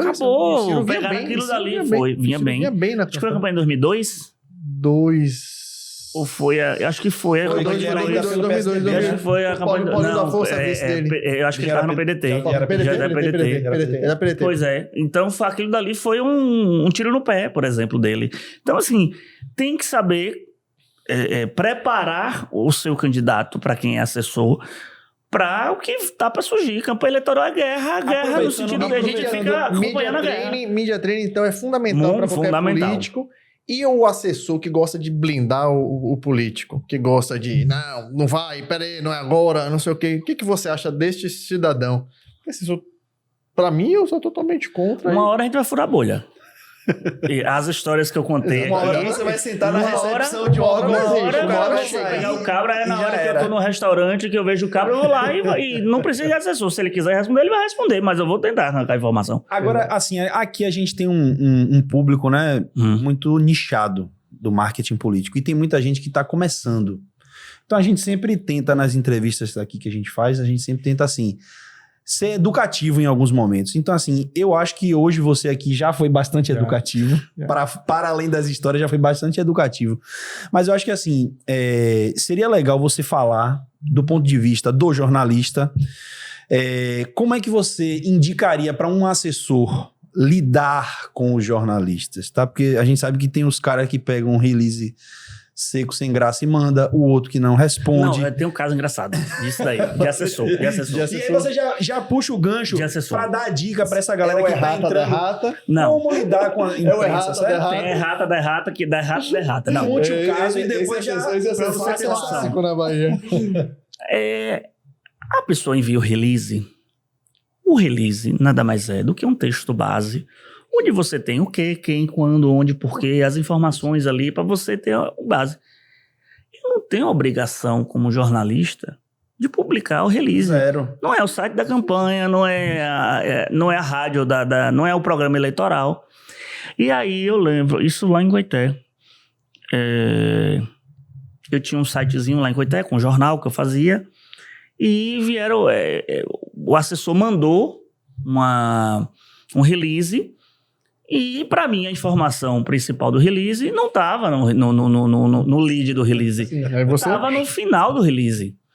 E eu mudei o release, por base, e aí o assessor me ligou e disse, não, mas eu lhe mandei o release. Eu falei, querido, deixa eu lhe dizer uma coisa. O meu site é o site da campanha, tem ali o fulaninho.com.br, é horário eleitoral? Não, então assim, tudo que você me mandou ali é informação oficial. E eu posso fazer o que eu quiser com essa informação, porque não necessariamente eu tenho a obrigação de publicar o que você me mandou. O cara queria Ele queria que fosse publicado o release. Comigo, enquanto assessor, aconteceu uma coisa, até eu fiquei um pouco chateado, porque o cara pegou o release, publicou o release, eu fiquei feliz, publicou, emplaquei, saí divulgando o link. O cara foi e alterou a matéria. Depois que você divulgou. Aí é sacanagem. Aí eu fiquei Aí é um sacanagem. pouco chateado, porque a matéria praticamente virava. Aí é sacanagem. Uma coisa é você realmente publicar o release. Pronto. Primeiro ele etc, deixou o tal, Paulo tarará. divulgar. Eu fiquei pra depois- feliz quando eu Ok. divulgo o link, Da mãe. aí o cara vai e muda. Outra coisa é você, no meio do caminho, mudar todo o processo. Não, aí aí é é foda, sacanagem, é de foda, fato. Eu nunca eu faria isso, por exemplo. É. A não ser Mas que isso já tivesse, aconteceu a não comigo. ser que tivesse ali uma Uma informação errada, muito né? grande, uma incoerência Um grande. grande depois, colega jornalista, inclusive, que Deus o tenha. Não. Já matou o cara? Já pô? matou o Siga, cara, né? siga em paz, tá tudo Já tranquilo, matou tá Deus tudo o bom. tenha. Então é o Filho seguinte, da mãe. no caso específico, um release que você manda, você tem que tomar cuidado, porque assim, é uma informação oficial que vem da assessoria de campanha. Claro. Uma nota que você... Eu posso dar ou a nota na íntegra, ou eu posso dar uma frase da nota. Isso aí. Vai depender da minha construção Pega de uma texto. aspa daquele negócio e vai. Ou do meu comentário e da minha análise, né? Então, assim, tem muito assessor que tem isso na cabeça de dizer assim, não, porque eu tô mandando tem que sair daquele jeito. Não. Como a foto também. A foto, ela pode ser recortada. Sim. Tem uma criatura, por exemplo, numa foto que foi enviada pela campanha, que não é necessariamente o candidato, mas que tem questões editoriais com o veículo. O veículo vai lá e bota a foto do candidato, ou não bota nem a foto. Usa outra, né? Usa outra foto também. Ah, mas porque você não usou? Não tem obrigação de usar. Não é o site da campanha, né? A não ser que seja um direito de resposta judicialmente Que aí falando, venha que com todas determina as como é que vai ser. determinações, né? Aí tudo bem. Mas não é, sabe? É. Então, assim, é você ter noção disso. Você não controla o jornalista ou o veículo.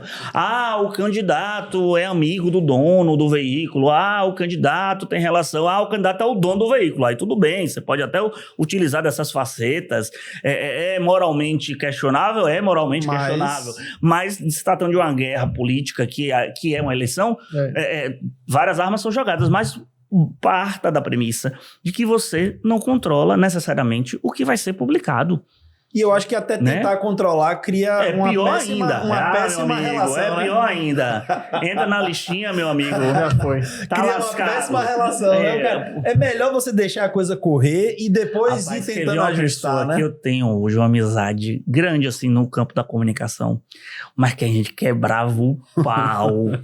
Quebrava o pau por telefone. Eu, setorista de política da Tribuna da Bahia, campanha de 2014, Pacheco era o assessor da candidatura de Paulo Souto. E aí, quando eu fazia uma análise, eu fazia uma pergunta mais capciosa, aí Pacheco vinha pra cima. Eu falei, vem cá, você quer controlar o que... E eu novo, assim, novato, Pacheco já, quilômetros rodada, né? A gente quebrava um pau no telefone, mas hoje a gente senta e dá tanta risada. A gente fez campanha em Itabuna. E Pacheco fazia do adversário. Sim. Tomava café da manhã todo dia, pocava de rir, se divertia. Porque Pacheco é esse cara que tem uma história... Olhando aqui na lente. A lente da verdade. Vá você, abestalhado, e brigue por político.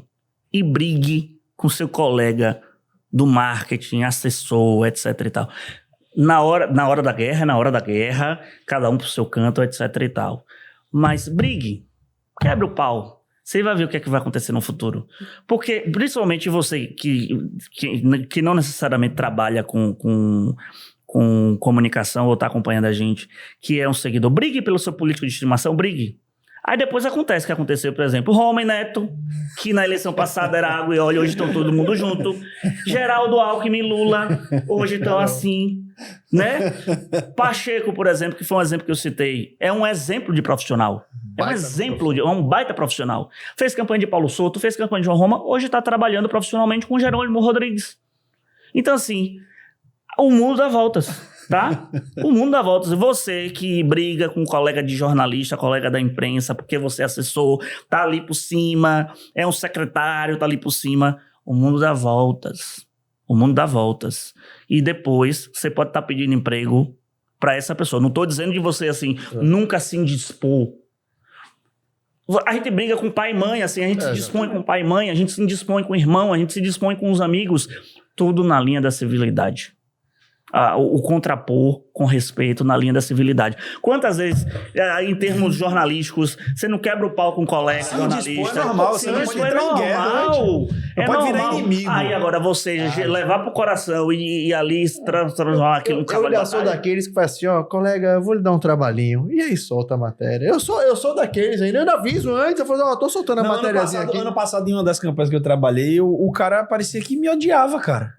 Era engraçado, eu nem conhecia ele bem. Eu fazia uma disso de soltar o release do assessor pra poder bater e criar problema às 5 horas da tarde, porque é na hora que o pessoal tá acalmando. O cara tá cansado. O cara tá cansado, acalmando. Não, vamos soltar que 5 horas da tarde e solta a porrada. A gente fazia isso. Sexta-feira, 5 horas da tarde, era o horário perfeito pra mim, cara. Soltava aquela maravilha. E eu acostumado justamente com essa resenha que Paulo fala, né? Que, pô, você sabe que o cara trabalha por um adversário e bate papo e tudo bem. No ano passado, em uma das campanhas que eu fiz, eu me deparei com um cara que... Aí uma pessoa que era amiga em comum falou assim, rapaz, ele não quer nem lhe ver pintado de ouro. Tá vendo que desgraça assim, não tem nada a ver, bicho. Pelo amor de Deus. Você tá fazendo o seu papel. Essa campanha mesmo de Itabuna foi bacana, porque assim, a gente tomou no café no dia depois do debate. Aí eu falei, porra, bicho, meu candidato saiu de lá, o pessoal carregando, fazendo uma festa danada, aí Pacheco foi, pô, o meu também. aí tinha um de pancadinha, pô, o meu também! Fez festa pra todo mundo, meu amigo! O povo não é mais besta, não. E o detalhe, deu Augusto, que não era nenhum dos três. E aí é isso que eu falo, assim, o mundo é redondo. Exato, assim, ninguém sabe do dia do amanhã, né? Assim, em termos de... E já no Compol agora, né? Eu encontrei lá e eu não sabia quem eram, né? A criatura que tinha raiva de tu. Outros 3 que eram também de um outro adversário. E aí eles chegaram assim, né? Dando risada e tal. A gente quer tirar uma foto com você, que não sei o quê. Aí eu falei, pô, tá. Pensei que eu falei palestrei, eu lembro, não. Aí eu abracei assim, né, galera? Aí ela chegou e falou assim, você sabe quem a gente é? Aí eu falei, não. Ah, eu sou assessora de fulana, ele é de fulano, ele é de Beltrano. Rapaz, você deu um trabalho da porra pra gente. Aconteceu isso comigo. Aconteceu isso comigo como jornalista, né? Teve um fato que aconteceu na campanha de 16 em Coité e tinha uma jornalista daqui, Fernanda, eu esqueci o sobrenome de Fernanda, e ela foi contratada para atuar na campanha lá, etc e tal, e acabou que eles tentaram criar um fato, a campanha tentou criar um fato político para um lado, e eu como jornalista, atuante na cidade, atuante eu falei assim, não, a banda não toca bem assim, não foi, aí eu saquei a maldade da campanha. Sim. Eu falei assim, não, eu vou botar de fato o que tem acontecido, o enviesamento do que tem acontecido. Rapaz, aí acabou que o tiro saiu pela culatra, a notícia que eu publiquei como jornalista foi o que acabou prevalecendo na narrativa do fim da campanha. Aí eu lembro que tinha uma amiga minha que me ligava e falava assim, olha, Fernanda, eu sou amigo de Fernanda, quando eu disse que eu trabalhava contigo, ela disse que eu não quero te ver nem pintado de ouro e não sei o que lá, porque teve isso, isso e isso. Quando eu encontrei ela, foi você, e não sei o que lá, e se abraça, e dá risada, lembra do período. É isso daí, minha amiga. O político Wilson Gomes tem um capítulo em Transformações da Política na Era da Comunicação de Massa, eu acho que é o último capítulo do livro, que fala sobre teatro político. Quando a gente vê ali um engafiamento na Câmara, no Senado, parará, pererê, briga, etc e tal. Quando sai do Senado, estão tomando cafezinho junto, estão almoçando junto, né? E é isso mesmo, assim, lá dentro, eu já ouvi muitos deputados, senadores falar assim, ó, lá dentro eu vou defender com unhas e dentes o meu projeto. Sim. Mas aqui fora, nada impede que não se sente para tomar um café civilizadamente. Teve uma foto que viralizou, acho que entre 2018 e 2019, que foi do Kim Kataguiri tomando café ou almoçando com o Marcelo Freixo. Sim. Sendo que é um cara que batia pra caramba no Freixo. Mas uma coisa é você brigar no parlamento, não tem história. É uma pessoa extremamente lembrada no cenário político baiano, filho de quem foi, mas que era um negociador nato. Luiz Eduardo Magalhães. Eu não conheci Luiz Eduardo, assim, pessoalmente. Eu ouvia falar, ele faleceu em 98, mas, assim, todos os políticos da velha guarda, sim. Até os adversários. Wagner, inclusive, faz aniversário no mesmo dia, né? Já comemorou aniversário juntos. Eles comemoraram juntos. Tem uma coisa pro Luiz Eduardo Magalhães, né? Então, assim... E é um grande exemplo do que é um político. E é um grande exemplo do que é um político. E isso é uma coisa que a gente fala também muito aqui, né? Essa questão de o debate político, ele ter se transformado em uma grande guerra, principalmente as pessoas, os CPFs aí, né? Da vida, que se matam, brigam e às vezes terminam amizades, porque a gente, eu acho que todos nós, os três aqui, somos da época onde a política ainda era debatida com mais tranquilidade, né? Por mais que existisse esse teatro... Por mais que existisse esse teatro, né? De que eu sou contra você e a gente bate de frente, mas existia muito mais espaço para diálogo, né? É como, assim, transformou numa esfera de torcida de futebol, sim, né? Sim. De Bavi. Por exemplo, lá na Band, a gente tem quem torce pro Bahia, quem torce pro Vitória, quando o Bahia ganha é uma gozação, quando o Vitória ganha é uma gozação, e vida que segue... Quando o Bahia ganha é uma gozação, quando o Vitória perde é uma gozação, a mesma coisa, é assim, né? E vida que segue, a gente brinca, tira sarro um com o outro, etc e tal, e pronto. No campo da política... Pode, quantas vezes? Não, essa eleição fui jacu baleado. Eita, não, mas aquela eleição eu ganhei. Não. Tem essa... Agora, né? Você percebe aqui na Bahia, tem esse ensaio desse joguinho de eu sou obrigado com fulano, com ciclano. E quando você é uma pessoa como o seu perfil, por exemplo, que você conversa com todo mundo, que você sabe que no fundo aquela briga não existe, que no fundo aquela confusão não é bem aquela confusão, não, tem confusões que são reais. Tem as que são. Sim, mas reais. Pelo fato de você ser assim, de você observar os dois lados, você acha que as pessoas já ficam com mais receio de conversar alguma coisa do lado de Vitor? Porque fica com medo de sair fora do script do teatro, né? E se a gente lê que tá fora do script do teatro, chega no outro dia, pimba na chulipa falar, né? E vai e fala e comenta. Teve um fato, que inclusive eu até lhe mandei o vídeo, de Bruno Reis com Geraldo Júnior numa conversa de pé de ouvido no Congresso Brasileiro de Direito e Sustentabilidade esse ano. Isso. Foi. E como é que você enxerga isso? Porque, na verdade, existe uma relação, né? O próprio... Não, ali teve uma questão muito pessoal. Ali descambou, não foi só uma briga, como eu posso dizer, do cunho político partidário. Teve situações ali de questão pessoal que a vingança... Era nítido quando você via na campanha de 24 agora. Neto e Bruno não estavam comemorando a vitória de Neto. Estavam comemorando o terceiro lugar de Geraldinho. Mas Era notório, mas eles passaram nítido. por cima Porra, disso e teve um meme, já estão velho, conversando. Eu né? acredito que, claro, há hoje uma reaproximação de conversa, mas Os dois eu é acho do que mesmo partido, não no inclusive, campo né? pessoal, Olha, já foram no mesmo partido. Teve um meme de Bruno Reis zoando. Teve. Teve. Que viralizou. Geraldinho. Primeiro lugar, tal coisa. Em segundo lugar, em terceiro, Geraldinho. Ali Foi. ali foi foda. Ali foi legal, mas foi foda. E Geraldinho exagerou ali pra poder entrar naquele desafio. Eu acho que ele tinha que cantar de outro jeito, né? Ele tentou ser um personagem que, infelizmente, não conseguiu entregar. Porra, eu acho que também do ponto de vista, e aí a gente analisa a comunicação, né? Aqui, política a gente deixa pro mestre. Não, sou mestre não. Mas assim, eu acho que do ponto de vista da comunicação, ele escolheu mal demais as batalhas dele, né? Porra. Aí teve uma questão de um vídeo, porra, que ali foi foda, porque foi um vídeo falando sobre retirada de uma linha de ônibus, e aí ele filmou num lugar que não tinha retirado pra falar de uma... Aí tudo aquilo ali serviu de retórica pra queimar mesmo uma campanha que já era fadada ao fracasso, né? Essa campanha, a campanha de Geraldo acertou muito naquela tirada a Prefis cortou. Sim. A Prefis cortou, eu acho que foi o melhor mote da campanha de Geraldo Júnior na eleição. Mas Bruno Reis já entrou metendo o pé na porta. Isso. Tipo assim, pegou a primeira inserção da campanha de Bruno Reis partidária, eleitoral, era mostrando Geraldo Júnior dizendo que amava todo mundo, que tinha uma boa relação, etc. e tal. Com o Eduardo, aí, tipo assim, com o Eduardo Bolsonaro, dizendo que era amigo pessoal, etc. Aí ele fala assim, dá pra confiar?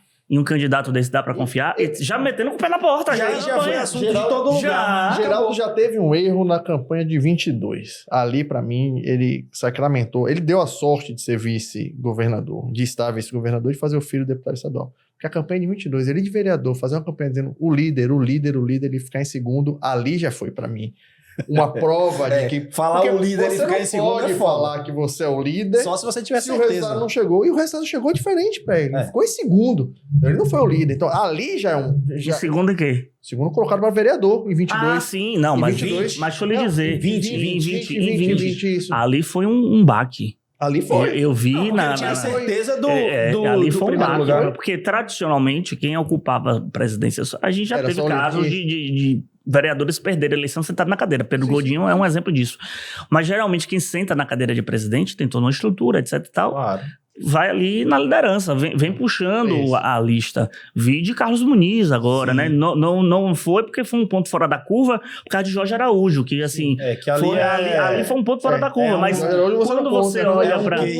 Mas, por exemplo, o Geraldo perdeu para Luiz Carlos, que era um vereador já experimentado e de estrutura da Igreja Universal, né? Então, assim, perdeu para Luiz Carlos naquela eleição. E aquilo foi o cara falar... O líder. Aquilo dali foi complicado. Pra mim já começou ali tem que e que também é um erro de cálculo, né, bicho? Porque assim, se ele ficou em segundo, então não existia a base de dados pra ele acreditar que estava em primeiro. Aí é aquela coisa de muito mais o ego do que qualquer outra coisa. Diga que percebam, principalmente no contexto de Salvador 2020, os candidatos vinculados às igrejas tiveram um bom desempenho. Porque com pandemia ou sem pandemia, o pastor mandou votar, eu vou lá na urna votar. Isso aí. Quem contava com voto de opinião, voto ali de arrebanhamento de liderança, teve uma queda na votação de 2020, porque não necessariamente aquela pessoa que foi votar. Naquela eleição, você podia justificar o voto pelo aplicativo da Justiça Eleitoral. Né? Então, assim, teve um pouco dessa nuance. E teve partido que meio que foi naquela onda assim, bom, vamos pegar quem é famoso na internet, né? Vamos abraçar aqui digital influencer. Eu tive uma conversa um pouco depois da eleição com o Antônio Brito, do PSD, e ele falou, rapaz, a pior coisa que inventaram nessa eleição foi o tal do digital influencer. Porque vinha o cara com 50 mil seguidores, 60 mil seguidores e dizia que ia ter tantos votos. Nada na urna. E na hora que espremeu, não teve nada. Isso em 2008. Acho que foi 2008. tinha um candidato a vereador em Cuité que ele tinha certeza Porque o Orkut dele que era... ele ia ganhar a eleição, porque no Orkut ele tinha 4 mil amigos. Tá vendo aí? Então ele ia ter 4 mil votos. Ia bater o recorde de ser o mais votado da Não história. teve Ainda 1000. bem que eu não acreditei nessa história e fui pro lado do marketing. Não Porque eu teve trabalhei na um. campanha porque eu tinha um Orkut bom. Só porque se eu quisesse ser vereador, porque eu tinha um Orkut bom, porque tinha um bom Orkut. por pouco. Esse 2008 mesmo. Por causa do Orkut. Por causa do Orkut. Mas não acho que o Orkut da campanha Cara, aqui a conversão de fazer. voto é uma coisa tão complexa. Muito. O cara vai olhar assim e A falar... gente, a gente já tá caminhando. Tudo bem que a gente podia ficar 10 horas Tem que aqui ter um conversando, parte mas... dois, pô. Eu Vitor, tenho- Tem que ter um Tem parte que- 2, tem que tem que ter fazer um ao parte vivo. 2. Mas a gente tem uma parte aqui do nosso programa, nossa brincadeira aqui, que é pimenta de cheiro e pimenta malagueta. Aí tu se lascou. Pimenta de cheiro é uma Eu comunicação... não gosto de pimenta. Ah, então Duas. você não vai me dar um Não. morador que não presta. Então. Tranca a porta do estúdio. A gente vai falar sobre com a comunicação, um político que se comunica bem, que fala bem, pimenta malagueta, pimenta boa, pimenta arde. A pimenta de cheiro é só pimenta de cheiro mesmo, só cheira, não vale a pena. Então a rede que ou tem potencial para ser pimenta e não é uma pimenta de cheiro, ou uma rede que de fato não serve, que não funciona, que a comunicação em si que não funciona, que o cara não Você comunica. fala dos veículos, De da políticos. plataforma De políticos. ou políticos? De políticos. Por exemplo, saber de políticos, que vale a pena seguir, político bom, pimenta malagueta. Quem tem uma desenvoltura maravilhosa em qualquer entrevista que ele vá fazer, e ele, não sei se é calculado ou é naturalmente, é Jacques Wagner. Por mais que Wagner não tenha aquela oratória Sim. excepcional, porque às vezes fala um pouco arrastado assim e tal, mas em termos de conteúdo, ele é fenomenal. É a mesma coisa de Ângelo Coronel. Ângelo Coronel, ele dá aspa que o jornalista quer repercutir, sabe? Quem é um cheiro, assim, Isidório. Isidório, o que Isidório fala, você leva muitas vezes pro grau da brincadeira. Que não, que de doido ali não tem nada. Eu sei. De Mas doido ele ali não tem diz nada. que é. o doido Então, só nunca doido. vi. Ele disse que é. Eu nunca vi Isidório rasgando dinheiro nem comendo bosta. Então, assim, doido não tem nada. Doido não. Então, eu acho assim, Isidório, por exemplo, é cheiro. Sim. Assim, é algo que é feito ali só para o espetáculo, mas que você não vê nada substancial. Esses Mas dias ele ele- acaba tirando proveito Esses disso. dias ele postou uma foto, eu acho que foi na UPA, deitado na UPA, que deputado tem que usar o sistema UPA, né, único e de tal. saúde. Aí eu falei assim, pô, será que alguém ainda cai nessa, né? Será que o Pior povo cai, acredita? cara. Por exemplo, Bruno Reis melhorou muito. Se você pegar uma entrevista de Bruno Reis quando deputado para o que é Bruno Reis hoje, Sim. Bruno Reis melhorou muito Bruno foi na preparado forma de pra ser comunicar. assessor, né? Bruno E se a tornou própria político persona nesse dele processo. hoje é uma persona muito melhor João do que já Roma foi. também. João Roma tem uma oratória e tem uma construção textual na hora de uma entrevista muito boa. Sim. Neto nem se fala. Semineto, ele pensa rápido na hora de dar... Agora, quem tem, acho, melhorado um pouco também é o governador Jerônimo. Eu senti a diferença de entrevistar Jerônimo agora, recentemente. Ele com mais vontade de falar e mais bem concatenado nas colocações, sabe? Antes eu Você achava acha que ele tá se preparando? Você Eu- acha que ele tá... ele tá se É preparando. porque ele veio dando umas Ele patinadas tá- boas, né, Porque nos às ao vivo. vezes ele vinha com uma linha de pensamento e ele viajava e acabava não concluindo a colocação e botava outra coisa, e aí às vezes É. você não... Tem político que tem isso, Ele né? acabava não respondendo o que Não você tinha respondendo o que você perguntado, perguntava, né? E mas- Eu acho que ele tá se preparando. Teve uma sapatada que ele deu, rapaz, feia na rede social. Ele falou, não, foi a primeira vez que um governador pisou na cidade e tal. Ele só Sendo esqueceu que, que os dois amigos dele foram os dois últimos Governadores, né? E aí E aí Aquela acaba batendo Aquela do Parque os São amigos Cristóvão do Parque São também. Cristóvão. Você Também, adora essa né, do Parque São do- Cristóvão, do- né? do- Eu não consigo Você já foi no esquecer, parque? cara. É porque Você eu já assisti... entrevistando um estudante, não é? E eu não assisti o meme, eu assisti mesmo o vídeo, né? E aí na hora eu fiquei mais bugado do que ele, né? Mas Então, assim, aí a gente vai pra um governador, você sabe, porque Jerônimo nunca foi votado, né? Ele passou a ser votado e virou governador. Então, assim, pra ele, esse grau de se preparar dentro do cargo deve ser muito mais difícil. A responsabilidade é muito grande. E ainda suceder um Wagner e um Rui É. dentro desse É processo. uma Ele responsa. tem 2 caminhão atrás dele acelerando a 300 por hora. Se ele ladeira. Se ele tropeçar, já foi. Na ladeira ainda. Pois é, complicado. tanto que ainda se fala que se porventura perigasse para ter a... Como é que fala? A possível não reeleição de Jerônimo, o Rui Costa voltaria, né? Para ser um candidato e Eu tal. acredito muito nisso, mas as pessoas batem e dizem que não. Mas eu acho que não. Tem gente que confia nessa tese. Você é um A desses, gente teve né? uma convidada aqui que soltou isso aí nas entrelinhas, não vou dizer o nome. No off acabou saindo isso. Mas ela tem base pra falar. Eu acredito muito. Eu acredito que isso possa acontecer. Que um plano B não é, mas também é aquele negócio. Eu acho que também dá tempo de Jerônimo, né? Fazer e acontecer. Não vai dar pra vir perfeitão. Ele perdeu 3 anos aí de oportunidade que poderia ter crescido. Tinha do lado dele o André Curvelo, que é um cara fera, que não precisa provar mais nada a ninguém. E deixou escapar o André das mãos, que... E também é um baita profissional e tá aí cuidando da CNI. Agora tem que correr. Agora tem que correr atrás do prejuízo. Tentar aprender, porque é difícil. Neto já me disse no off uma vez. A mim, a Chico Kertes e a Rodrigo Daniel. Que um dos arrependimentos dele foi não ter segurado André Curvelo na prefeitura, porque André foi o último secretário de comunicação de João Henrique. Exato. E da mesma forma como ele segurou Bacelar como secretário de Educação, Neto, Sim. poderia ter segurado André Curvelo, né? E ele disse que se arrependeu de não ter feito essa movimentação. Agora... E errou feio. Porque... Daí você tira, né? André Curvelo. Depois veio o Rui e João provou, Henrique. Né? Pra Rui não Costa. Não é uma comunicação. Não, e André fácil teve de se a fazer. cara de pau de coordenar uma campanha publicitária no final da gestão de Henrique. Depois diga que valeu, nosso amor valeu demais. O Band Luz de João Henrique. Mas é isso, mas você fazer uma Que o nosso comunicação. amor valeu demais com o João Henrique Meu amigo na João segunda Henrique. gestão. É isso. Mas tem gente que faz milagre, né? Mas você precisa aprender assim, você aprende assim. Não aprende só com os melhores, não. Exatamente. Não dá pra aprender com os melhores, você tem que pegar uns caras cascadores assim pra assessorar, senão não dá certo. É aí que o cara tem que crescer, né? Mostrar que é bom. Agora, pra gente encaminhar pro final, a gente faz um ping-pongzinho aqui. Vamos lá. Umas perguntas legais, tá? Então, assim, a primeira pergunta é pra você deixar aí a aula pra galera que tá te assistindo. Qual é o segredo para transformar política em bom conteúdo?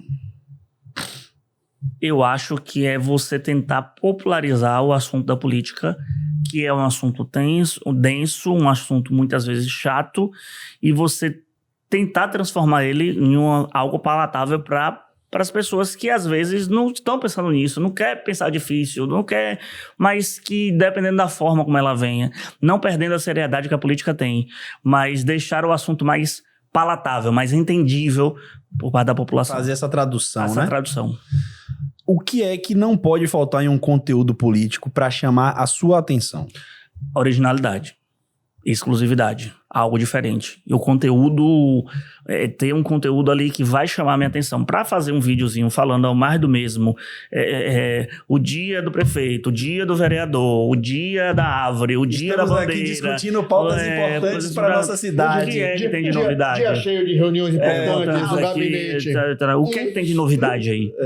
Trazer a vai mudar a novidade. vida de quem? Nada. É melhor não publicar o vídeo. Parece que é só pra bater ponto. É melhor não publicar o vídeo. Se for pra dizer só é melhor não publicar. Eu acho que tem que ter uma novidade pra chamar atenção.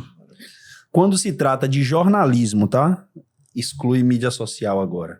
Qual é o maior erro dos assessores políticos hoje? Blindar demais o candidato.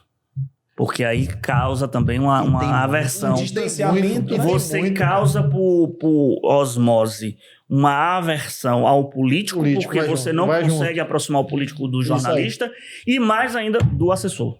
É isso aí. Do assessor. E pra fechar, né? Aquela que a gente faz pra todo mundo, que você não vai sair daqui sem responder. A campanha de 2026 em uma palavra. Acirrada demais. 2 palavras. Não, você pode falar e depois você pode discorrer. Eu acho que vai ser... De 3 palavras. Acirrada vai ser...